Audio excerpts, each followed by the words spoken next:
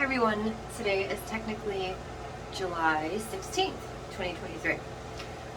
So I have taken my tote bath and this is Michelle Fix It. And I just have this thing that won't get out of my head, and so I'm just going to share it with you guys, just as like a random little thing. So as I do, I talk to people in depth. My hair looks like a mess because I just washed it and I just threw it up in a bun. So miscommunication and like assumptions really bother me. And I was talking to a gentleman today, and he was telling me this fantastical story about how, he's raising his daughter, and because mom is away, mom lives in a different state, they met, they hit it off. The ex-wife is from a different country.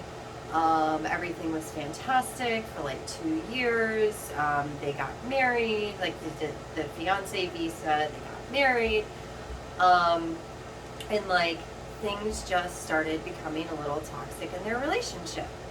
And then, she gets pregnant, and he's like, and I, was fixed, stuff for little ears and stuff. And, so I assumed that it wasn't mine, and, I'm sure that with personality type, it was not very nice about stuff and how he said that. And, then, of course, the child was mine. And so you have a child from the start where, like, you have two people that are married. Clearly, he did not want to have any children. He has a child. He accuses the mother of it not being his. And so that's going to put, some tension in the relationship, of course. And then, she has the child somehow or another. He didn't go into detail. They found out the child was definitely his. So then, maybe he apologized, maybe he didn't. He didn't volunteer that. And so you have like this distrust that starts in a marriage that seemed to be perfectly fine. And then, he says that she basically, I don't know if it was a CNA or some type of medical training, and she, so grumpy with him that she's like, I could make you not be here. And she would say that. And people say stuff like that, and they don't think about it in a literal sense, but it does plant seeds of additional distrust. But I mean, he planted seeds too, metaphorically and literally, and then he made things not nice with his stuff that he said, and like as he's telling me this story, he's completely convinced. And so I'm going to tell you guys the story. So those are the first little details that I get. Additional details are, she was saying that she could, get rid of me at any point in time that she wanted to. And she started, I came home one day and she was cooking enchiladas, and, she doesn't cook enchiladas. And so she tried to give me, a medical concoction of things, and she was trying to get rid of me. And I know this because, like, she tried it 3 times. I was like, oh, okay, give me the details here. And he says, well, I came home and she's, made this very specific plate of enchiladas. And so I sit down and I make a plate size of it, and he, like, gives me, the sizes and stuff like that. And so that's supposed to say that, like, these are factual things, based off of random videos that I've watched and information that I have programmed in my head.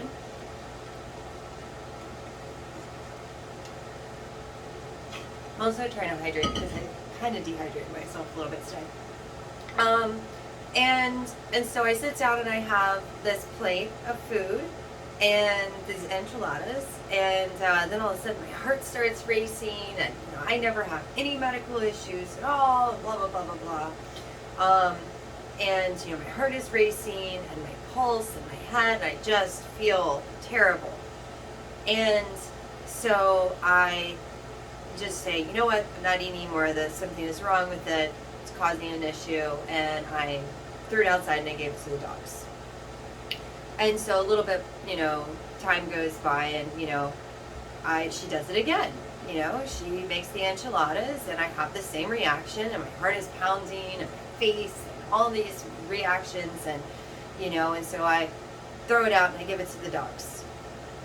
And then the third time is when I realized that she was really trying to get rid of me, because that third time I'm sitting there, and as my heart's racing and my face and everything's going on, I'm like, oh, she's doing the medical stuff.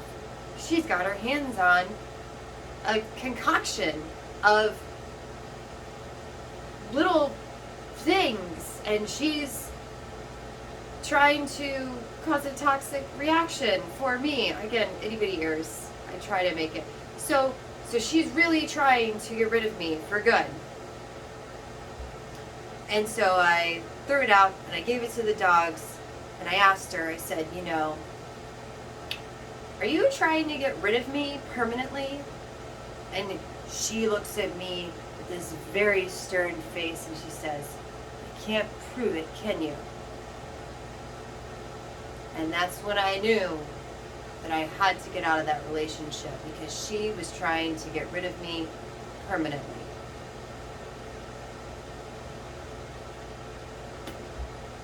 And so, I took the child, moved away, divorced the woman in a foreign country.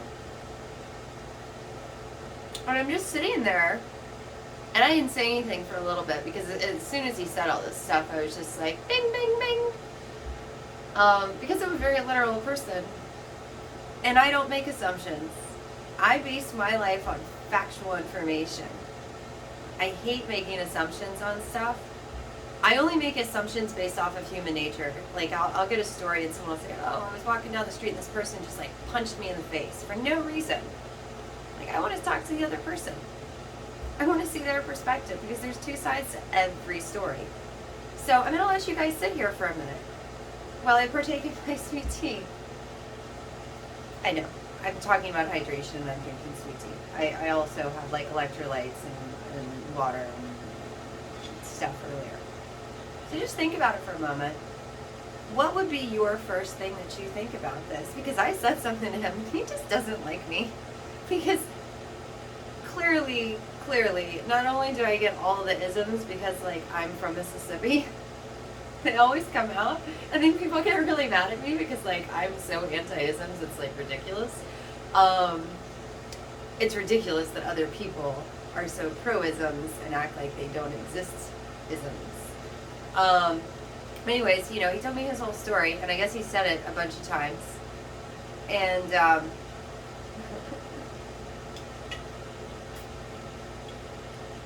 I also made him rather grumpy with me today, because he's one of the like two gender people. And if you're two gender people, you're gonna be mad at me, because I'm a literal person.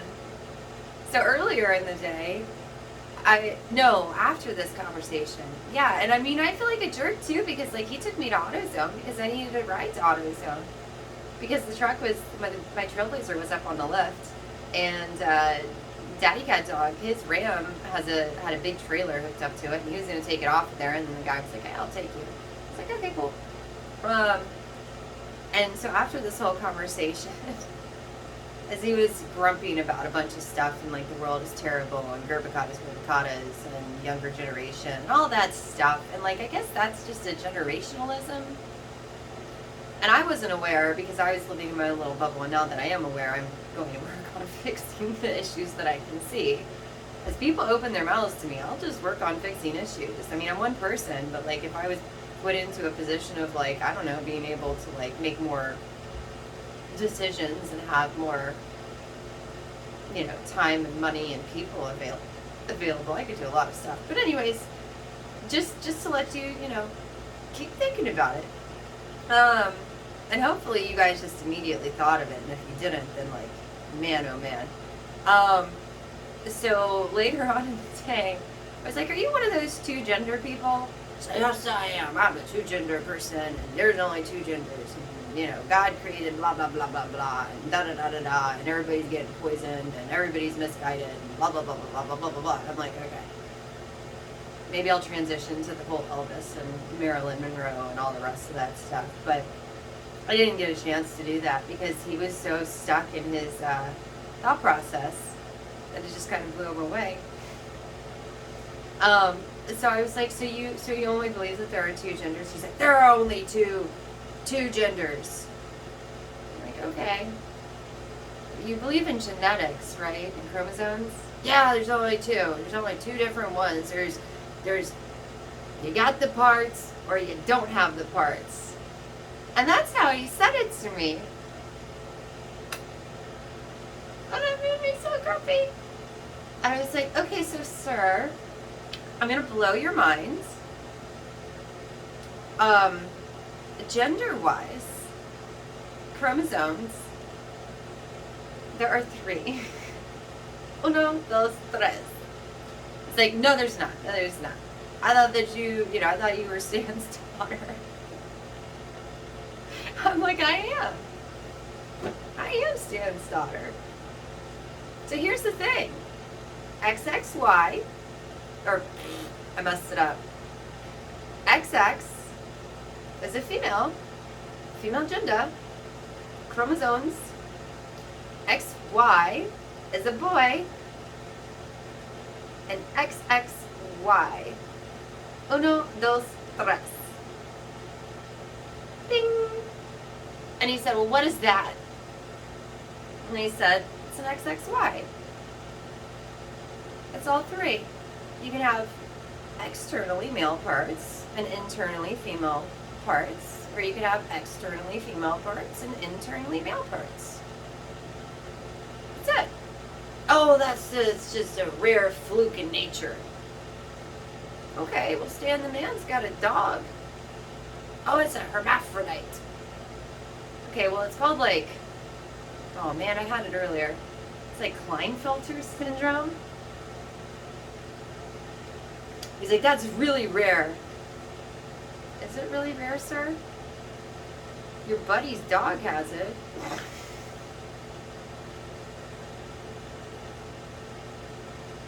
It does. Klinefelter syndrome, I was correct. And when you dig on that a smidge, and now that I know what that physicality looks like, I'm making so many assumptions on people. Because, based off of my loose, not even super duper deep diving, not even fully asking out on this, okay? It's 1 in 500 to 1 in 1,000 is the projected number, and it says that people go through life without knowing, and it's a blood test. It's a blood test. But who didn't want to be like, hey, I have female parts. I know. I mean, I guess I should get a blood test. I know that I've had enough images of the internals of me and my head and my torso, my abdomen, that I don't have any extra bits in there. But if I did, I would be super excited. I'd be like, I have extra bits. This is cool. But I just like being unique. I don't know. Everyone's unique in their own little way. Everyone's special. Every day. And so he got mad at that. And he just kind of stormed off. So let's go back to his story. So my question was to him, and, let me know in the comments if you came up with the same thing. I said, so you're really sure that she was trying to get rid of you, and that's what led you to divorcing her? He's like, yeah, because it was a 3-time thing. I said, okay. Did your dogs, did they survive? Well, I don't know. Yeah, the dogs survived. So you're telling me that she gave you a medicinal cocktail of fanciful Tic Tacs,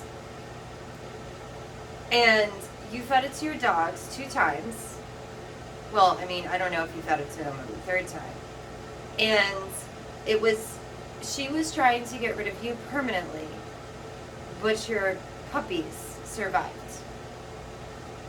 If it's enough to take down a person and cause a cardio event from a plate of food, but then you give a whole portion, like the whole entree, the whole family serving to your dogs, and then you're not telling me that they had diarrhea, vomiting, any type of symptoms to add on to your story, what I think happens to her, I think that your spouse got very angry with you for accusing her of adultery when you took her from a different country, you brought her to a new country, you probably wanted to dominate her in some type of way. She probably started making American friends, realized that like she wanted the American dream, and then oopsie doopsie, she ends up with a baby, and with this happening, you accuse her of adultery. And so then that puts a really sour taste in her mouth, because you're probably possessive of her. You're clearly high and mighty. You clearly had ulterior motives with the beginning of this relationship because you wanted to be a domineering individual. I'm making assumptions based off of human behavior and based off of people in a position of power asserting their control and their dominance, or people that don't have as much control and dominance in their life, and them trying to force their thoughts on other people. So then she has the child, says, haha, this is yours, I knew that, you didn't trust me, so now she really doesn't trust you. And then she's trying to learn to cook something, because they're like in Texas, and enchiladas are kind of a cultural thing for Texans. And then, you know, you and your Texanness, clearly, maybe she made friends with people that actually use real spicy stuff, and like you're too Texas to think that like maybe there's some stuff in there, or maybe, just maybe, you know, maybe you have an allergy to something, and you have it the first time, and you eat it, but then you throw it out to the dogs. Maybe she liked it, and your dogs didn't get sick, they didn't have any issues, and then she cooks it again, and even though it caused the issues the first time, evidently it was good enough for you to try it a second time, but then give it to your dogs, because it's not good enough for you, but it's clearly good enough for your dogs. And then on the third time, you accuse her, who you've already uprooted from their country,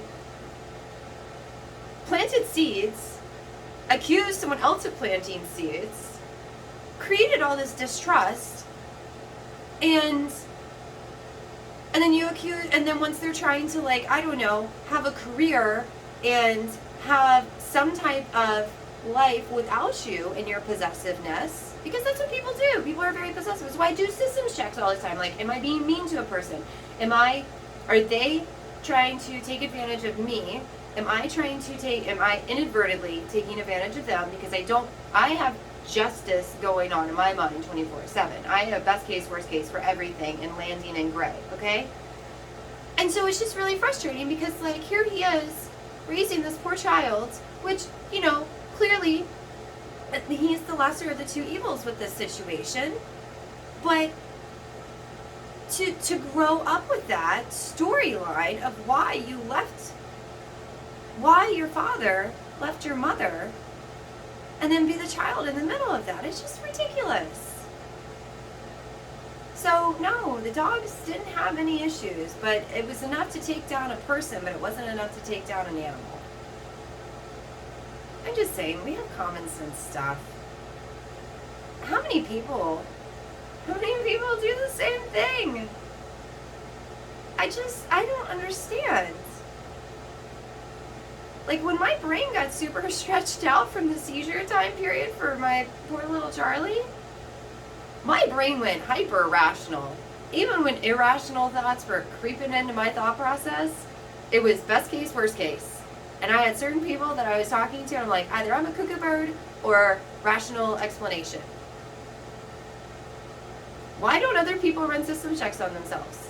I don't understand. I really, really, really don't understand. Could someone enlighten me? Is it just because like you think you know everything infinitely and you are the smartest individual in the whole entire world? Because I don't profess to be that. I'm fairly confident. I'm like 80 to 90% confident. Anyone that knows me knows that I don't throw those numbers out there. That I've got like the variables that are really messing up stuff like locked down. And if I had some fanciful people with some fanciful papers, I could like 100% lock it out. And I know exactly what should happen with that. But I'm going to keep my peepers shut. I'm going to work on me and a few people that I care about. And if you guys come around, that's on you. But if you were sitting there signing with him, Mr. Enchilada guy, that's a you problem. But if you actually thought outside the box for a moment, and I want to meet you. I want you to get into my comments and say, hey, I knew that. And you can lie to me too. I don't know. And if Mr. Enchilada guy comes across this and he gets offended, he gets offended. Everybody gets offended by something. Also, I have a farmer's stand. I do. And you can't see here, but I have a farmer's stand. I've turned into a redneck. My neck is literally red. That's where the expression comes from, because as a literal person who hears all these colloquials and idioms all the time, I needed to know where they came from. So, be more, guys. You have to still like this meme when I come back to be more, because I am technically a redneck right now. I know. You guys said that I was part of your colorful family, and I used colorful because of the colorful poem. Ooh, I'm going to sneak that in there really quickly, because I read it in school at some point, and it was fantastic, and I'm just going to add it in because it's just, I don't know, it adds to the irony of this whole situation for me.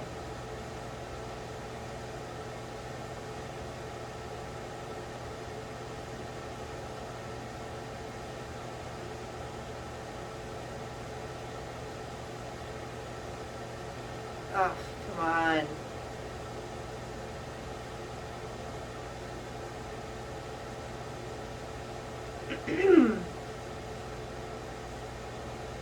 I want to find one that actually has it. No.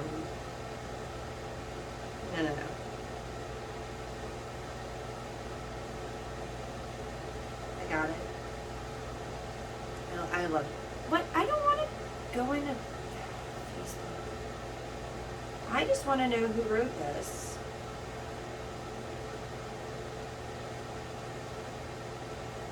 Written by an African child and nominated by the United Nations as the best poem of 2006. Maybe I didn't read it at school. It was profound to me. And you calling me colored. When I was born, I'm black. When I grow up, I'm black. When I go in sun, I'm black. When I scared, I'm black. When I sick, I'm black. And when I die, I still black. And you white people, when you born, you pink. When you grow up, you white. When you go in sun, you red. When you cold, you blue. When you scared, you yellow. When you sick, you green. And when you die, you gray. And you calling me colored.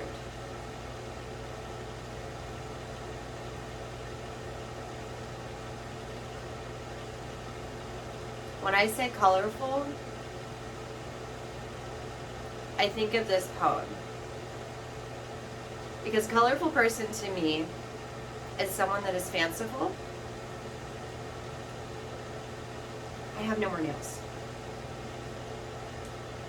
They came off in the tote bath. So for me, I will use a colorful as a catch-all term for someone that is in colorful clothing, regardless of race. I will use it for a colorful person. And that might be a person that is red. That might be a person that is a shade of darkness. Or a shade of latte. Or a shade of cayenne. Or a shade of blush. Or a shade of lemon. Violet. Any of those colors. Or it may be someone with a fantastic personality, a fabulous personality, a fantabulous personality. It might be something that I use for someone that likes colorful things. That just pop. And that's going to be like this inside joke thing for me. Because while I do recognize visually, as everyone does, the different shades of people, I also recognize that no one is comfortable in their skin. People that are fair wish to be darker. People that are darker wish to be more fair. And I see that, and it's so ironic. And all the shades, from Hawaii to Texas to wherever. And it's like those medium tones that are happy with themselves, but then they still get pooped on. Everyone's getting pooped on. And we're trying to like cut it down into something that like we can visually see, but we're not even getting it all the way. It's absurd. It's absolutely absurd and ignorant and just pure fantasy. It's pure fantasy because everyone's ancestors, not everyone's. Most people's ancestors that came here for a dream. Everything started with a dream. And then some guy wanted some change. And then like, now it's just old rich guys like fighting. It's so ironic. And my life is going to blow up because of this. And honestly, I don't care. I'm at a point where I don't care. I want my children to grow up and to be happy. And when you have walked even just a few steps in my flats, in my Skechers, you should totally pick me up. I will, like, you guys can spend your monies on like presidential stuff or mayoral stuff or whatever. Or like just a person trying to get the generations to talk to each other. Like that's my slogan, I guess. Michelle Fix-It. For president, Mayor Beemore. Oh, for president, comma, Mayor Beemore, comma, plus or minus, a person trying to get the people to start talking to each other, or the generations to start talking to each other. Because nobody's talking to each other. And man, oh man, people like to talk. They just don't like to listen, and I listen to everybody. I throw in little pieces here and there because like jelly beaning and rapport and all that good stuff. But I listen far more than I talk. You guys think I talk a bunch. But the majority of my time, I just sit here listening to people. Because unlike other people, and I want to challenge all of you guys to do this. Unlike other people, when I'm listening to someone, I'm not hearing them. I'm listening to them. I'm absorbing their information. And they get very frustrated with me sometimes because they'll say, blah, blah, blah, blah, blah, blah, blah, blah, blah. And I'll say, because they'll say something that doesn't register in my brain. And that's how you can tell that somebody's actually paying attention to the content in which you speak. Because you're rambling, or you're being very pointed with what you say. And when somebody stops you in your tracks because they don't understand a word, they're supposed to just shake their head and nod and act like they know exactly what you're talking about. And clearly, if they knew exactly what you were talking about, then they wouldn't be interested in the stuff that you're talking about. It's an exchange of information. I don't do idle chit-chat. I don't like it. I have a very teeny tiny little script that I came up with a long time ago, and then I've revised it since then. Because I worked for a couple Fortune 500 companies, and I thought that their strategy on what they did with their business models was fantastic. And so I took it and I ran with it. And I modeled things after it. Not copyrighted it and plagiarized it, but I used their very useful information and their very pointed training to understand that this is how long it takes to be able to bang out an appropriate individual for the job that you're trying to do. I'm just saying. Not everyone, but some places do it and some places don't. They just throw you out in the deep end and they expect that you're either going to sink or swim. They're like, oh, they're replaceable, blah, blah, blah. Who cares? I'm not replaceable. I value me. And to quote Crazy Cat Lady, when somebody said, you don't respect yourself, you don't love yourself, blah, blah, blah, blah, blah, you shouldn't be picking up trash or whatever it is because insert negative whatever thing that I don't really remember. And she said, love myself. I'm in love with myself. I respect myself so much that I don't give a crap what you're saying. I'm in love with myself, and I fall more and more in love with myself every day. I added some stuff in there. But when somebody wants to pick at me or throw some stones at me, I don't require a male counterpart. I choose to have one. It's this whole need-want thing that I have. I don't need anyone other than my children. I need my children because my children need me. And it's this little cycle that doesn't end. Until the day that I'm gone, I will need to nurture, care for, protect, discipline, teach, instruct, cultivate, and grow my children. They're mine. I don't need a male counterpart or a partner or anything. I want to have one sometimes. And when they're frustrating, then I go to my box or they go to theirs. It's easy. And you can ask Husband Cat about it. He gets so mad because I don't want to play dumb games. Life is too short. Life is too short to be playing stupid games. He wants to chase me. He can chase me all day long. He makes me mad. He starts losing rings. He has to repropose to me. And he has to make it where I will accept it. Because just like I'm washing clothes in this tote, even though it cost me 50 cents to go downstairs, which, it's 50 cents, who cares? Which is a great rate, Hilton, Home to Suites, whatever. I'm doing this because I realize that other people don't have access to a washer and dryer. And I want to remember how fortunate and blessed I am. Fortunate, blessed, lucky, whatever. Privileged. Insert your word. I don't care how fanciful I get. I'm going to keep that Trailblazer. I'm going to keep that Jeep. I want to know and remember exactly where I came from. What about you? If you're not using daddy's money to get ahead,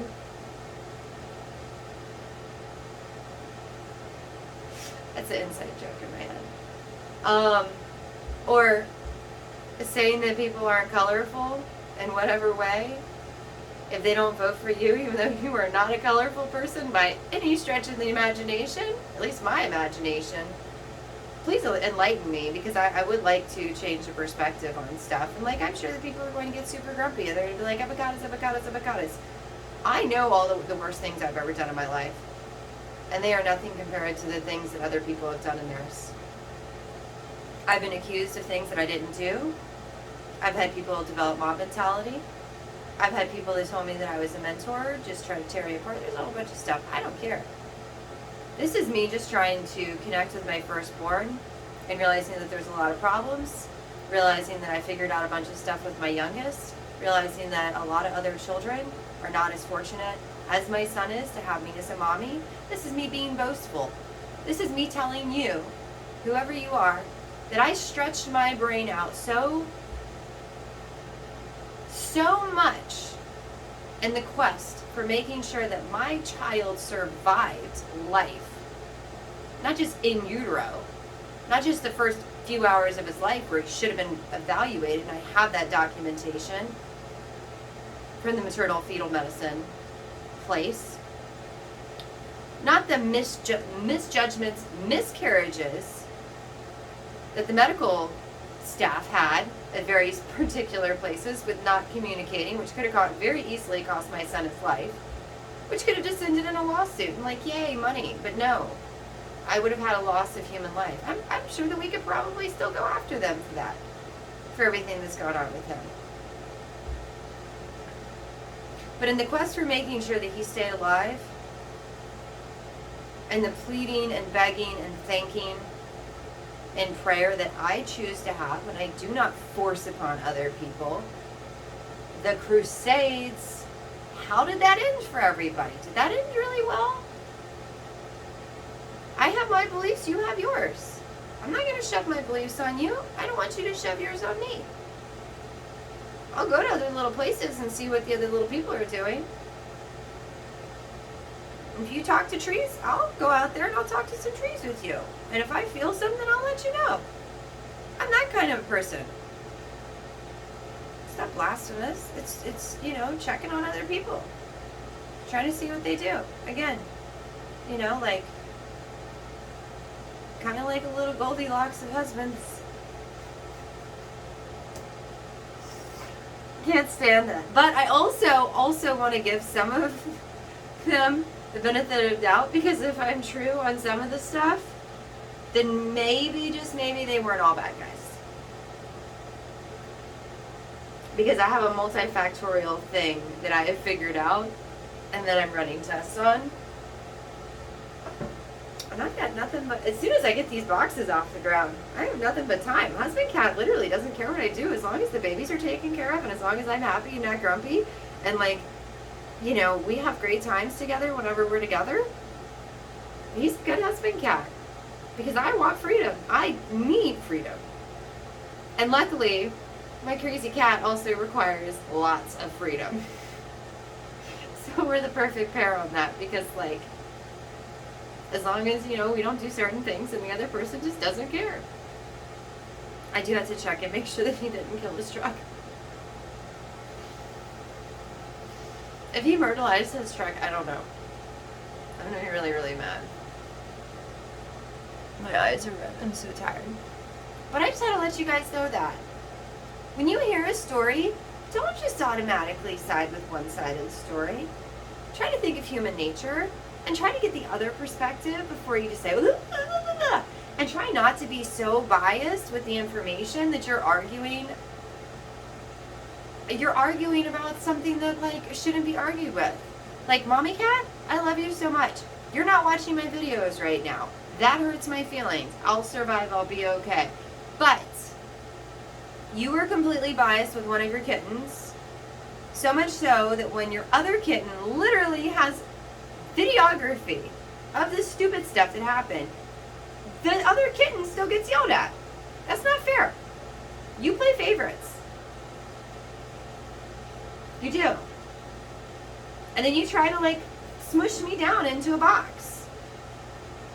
I don't like it. It's not fair. I think you're a fantastic, awesome cat. I think you did a great job with the resources that were available to you. I think you did a phenomenal job. Honestly, truthfully, I think you did an outstanding, amazing, no one else could have done it better than you with the minimal resources that you had available to you. I think you did a stellar job. I think that you're incredibly biased and that you have completely enabled certain things to happen. And I think that in dire times, absolutely dire times, you have given and necessitated assistance, but it's like one side has been overly gluttonous and one side has been starved unless vital requirements were needed. And I don't appreciate that, but I recognize that I am stronger. And let's just stay stronger. Let's leave it at that. I'm stronger for it. I don't need any handouts. I don't want any handouts. I'm good. The struggles of seeing that gluttony versus starvation has made me who I am today. And I'm fine with that. when absolutely necessary, you and other person, you and Daddy Cat Dog, did not let me drown. And I appreciate that. But the other side has been gluttonous, and I think that all of you guys are a little bit responsible for certain enabling. And there's lots of people that I could get to verify that information, so just leave it at that. And who knows, maybe I have like 10 kittens. I don't know. Everybody has like 10 kittens. Somebody tries to sue me, it's like, hey, I'm just talking cats here. Cats and kittens, hypotheticals. I'm talking about a mommy cat that's in Baltimore. Or maybe it's a mommy cat that's in Manassas. Or maybe it's a mommy cat that's in like Florida. Or Massachusetts. I'm just talking hypotheticals here. Parents, don't do that. Don't be gluttonous to some and starve the other ones out. I don't care what little baggage you have against them. I don't care if they look like the ex-whomever that you had whatevers with. And so because that little face looks like the face of the other person that's no longer in your life, do not take that on them. Do not take that out on that child. Babies grow up to be children. Children grow up to be adults. And that adult is going to end up being a problem if you put that garbage on that child. Just saying. Getting a little preachy, getting a little soapboxy, that's fine. But anyways, the dogs didn't die. And even though it like cardiovascular, he felt it was safe enough to give it to his dogs. I'm really happy that he didn't go to the police and get this, I don't want to say poor person.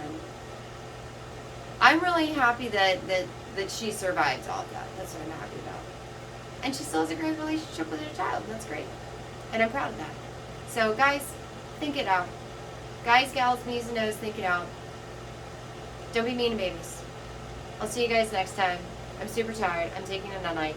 Bye bye bye. Bye bye bye.